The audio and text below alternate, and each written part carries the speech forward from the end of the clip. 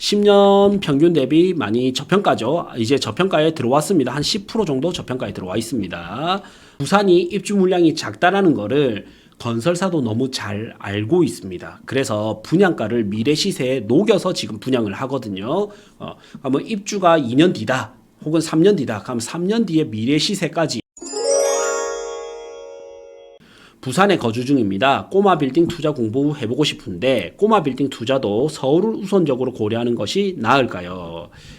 아닙니다. 이것도 사이클이 있어요. 저는 이제 부동산을 이제 오랫동안 해왔기 때문에 제가 이제 20대부터 저는 직장 생활을 하지 않고 부동산 투자자로 입문을 했거든요. 그러다 보니까 이제 투자자로서 누군가는 뭐 중개사로서 누군가는 뭐 강사로서 오래 있었지만 저는 투자자로서 일단 가장 오래 있었고 그 다음 강사를 하게 됐고 그 다음 컨설턴트를 하게 됐는데 투자자로서 오래 있어 보니까 이 꼬마 빌딩 같은 경우에도 사이클이 있어요. 상승장가, 하락장이 있고 고평가와 저평가가 있단 말이죠. 그러면 꼬마 빌딩 같은 경우에는 정말 핵심 지표가 뭐냐면요. 주거형 부동산에 후행해서 움직이게 됩니다.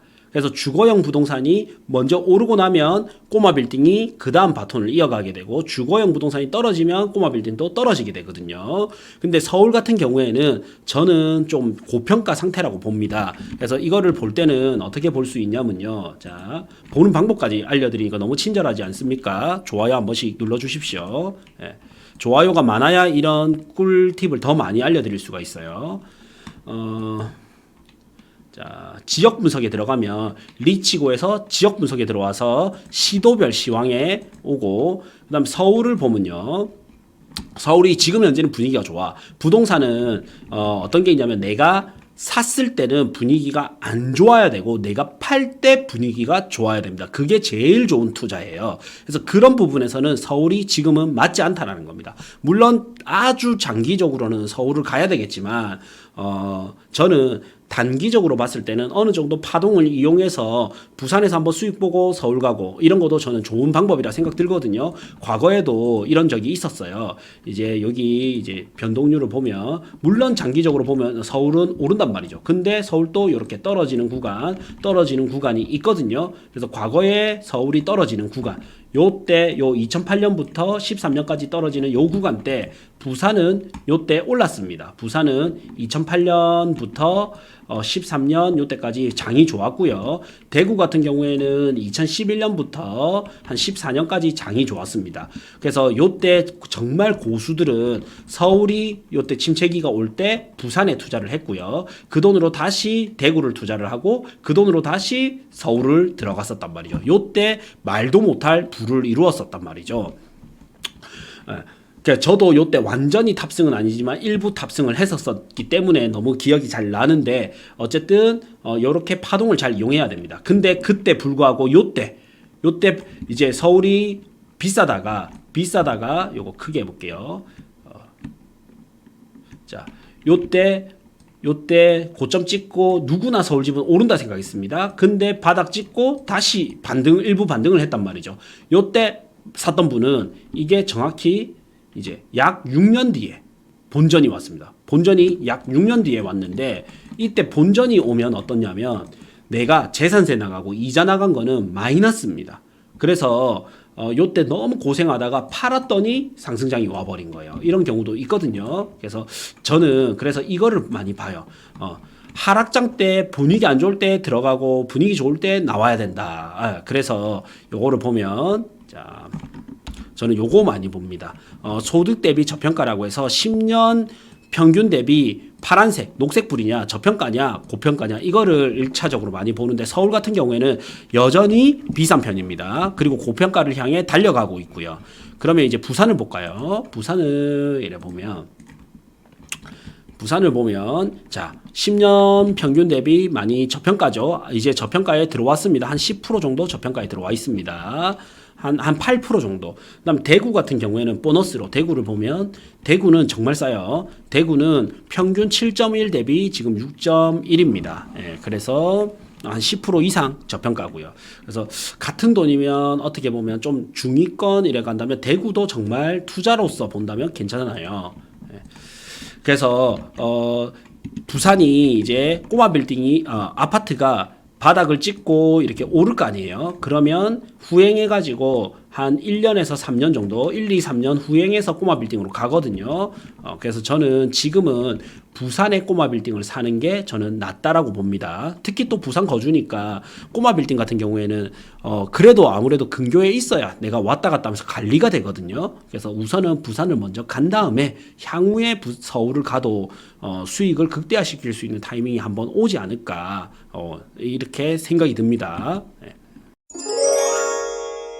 자, 신생아 특공 사용해서 대출받아 기축을 살지 청약으로 사직 힐스테이트 아시아드 일반 분양 300세대 정도 하는데 청약하는 게 좋을까요?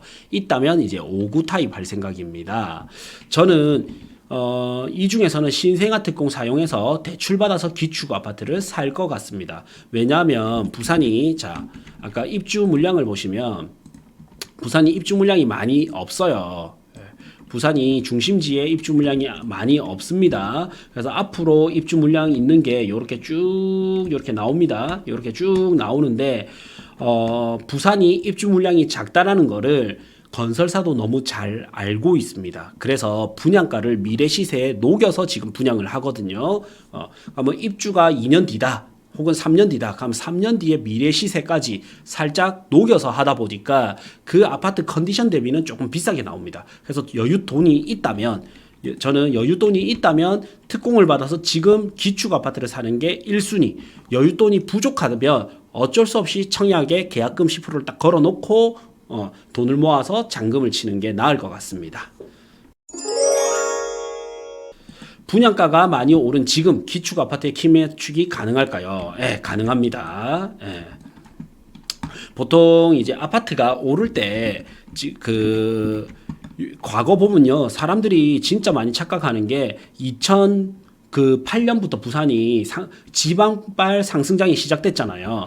그래서 보면 이 과거가 2008년부터 이때는 공급량이 작았지만 진짜 상승률이 좋을 때는 오히려 공급량이 좀 있을 때였거든요. 좀 있을 때 상승률이 좋았었어요. 이게 왜 그러냐면 제가 모르는 인천 지역에 엑셀 파일을 통해서 지금이야 프로그램이 이런 프롭테크 사이트가 너무 많이 좋아져서 있지만 예전에 이래 보면 이런 게 없을 때 저희가 수작업을 일일이 해가지고 어느 정도 약간 프로그램 좀 개발을 해가지고 엑셀 파일로 이걸 봤거든요.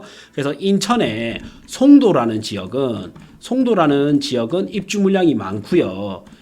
가좌동이라는 지역은 입주 물량이 없었었어요. 그래서 입주 물량이 없는 가자동을 가야 될지 입주 물량이 많은 송도를 가야 될지 고민이었거든요. 그래서 한번 지도를 보면 이렇습니다. 자, 가좌동을 가게 되면 인천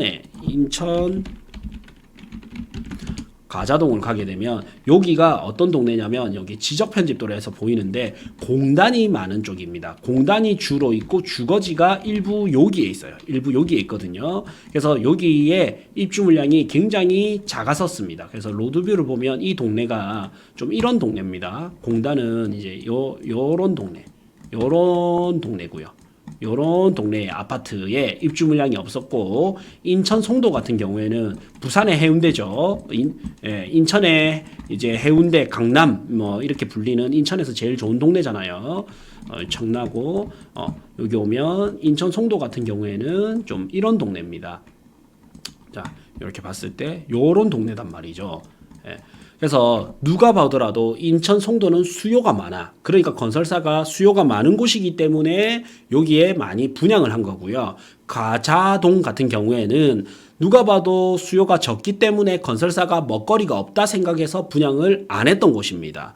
그래서 보면 이게 입주 물량이 없다고 무조건 좋은 거는 아니구나. 요때 제가 많이 느끼게 됐거든요. 그러면 인천 송도에 입주 물량이 많으면서 폭탄 공급이었는데 이게 끝나고 나니까 송도 자체 입주가 어느 정도 마무리되고 나니까 기존 구축 있죠. 여기에 있는 구축밭으로 이 영향이 갔단 말이죠. 그래서 신차 공급이 작아지면 구축으로 가게 되거든요. 그래서 구축 아파트가 구축 아파트가 가격이 상승하기 위해서는 두 가지 조건이 필요합니다. 첫 번째는 뭐냐면 신축 공급이 줄어들어야 됩니다. 신축 공급이 줄어들면 신축이 없기 때문에 어쩔 수 없이 구축으로 가게 되거든요. 그래서 첫 번째 조건은 신축 공급이 줄어든다. 두 번째 조건은 신축과 가격 차이입니다. 두 번째, 신축과 구축의 가격 차이가 많이 나면 구축의 가격이 상대적으로 싼 것 같으니까 여기로 움직이게 됩니다. 그래서 부산으로 다시 와서 보면 대표적인 구축이 센텀파크 있고요. 혹은 이제 명륜 아이파크 있잖아요. 명륜 아이파크를 보면 자. 명륜 아이파크 같은 경우에는 13년 된 구축인데 학구는 너무 좋잖아요. 초등학교 끼고 있고 뒤에 공원 끼고 있고 앞으로 오면 역이라든지 하천을 끼고 있거든요. 그래서 아기를 키우는 사람은 요 명륜초를 끼고 있는 명륜 아이파크를 보게 되는데 신축의 34평이 여기 신축의 34평이 7억대 하는 게 있으면 나는 입지 좋은 신축이 만약에 뭐 8억대라고 합시다. 신축이 8억대에 DIL이 분양했는데 지금 좋은 것 기준으로 9억 한단 말이죠. 그러니까 차라리 나는 아이파크를 가볼까 이런 수요가 생기기 시작합니다. 그래서 첫 번째 구축이 오르기 위해서는 첫 번째는 신규 입주 물량이 줄어들어야 되고 두 번째는 신축과 구축의 가격 차이가 벌어지게 되면 상대적으로 싸게 느껴지니까 구축 아파트로 영향이 갈 수 있습니다. 그래서 이 두 개의 합이 이 하나가 너무 크거나 혹은 이 하나가 너무 크거나 이래도 구축 가격이 오를 수도 있고 이 두 개의 합이 너무 크면 또 구축 가격이 오를 수 있습니다. 그래서 지금 부산 같은 경우에는 신축 공급 줄어들었죠. 그다음에 신축과 구축의 가격 차이가 조금 벌어졌죠. 그래서 델롬델이라고 해서 부산은 양극화가 좀 됐잖아요. 그러면 이제 구축의 아파트 가격이 오를 수 있는 조건을 만족하게 되는 거죠.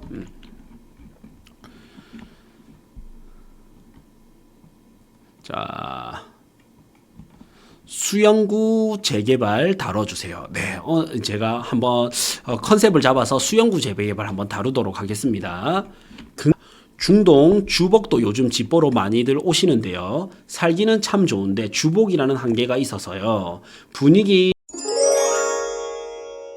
부크TV 월 12,000원 멤버십에 오시면 직접 데이터 분석을 통해서 추천 아파트, 추천 토지, 추천 건물 꾸준히 올려드리고 있습니다. 지역은 부산, 서울, 경기도, 대구 이렇게 골고루 올려드리고 있기 때문에 요거 한 달만 하고 끊으셔도 되니까 필요한 분은 꼭 보시길 바라겠습니다. 고정 댓글 확인해 주시면 저희 신규 강의 현장 답사 참여 가능하니 고정 댓글 확인 부탁드리겠습니다.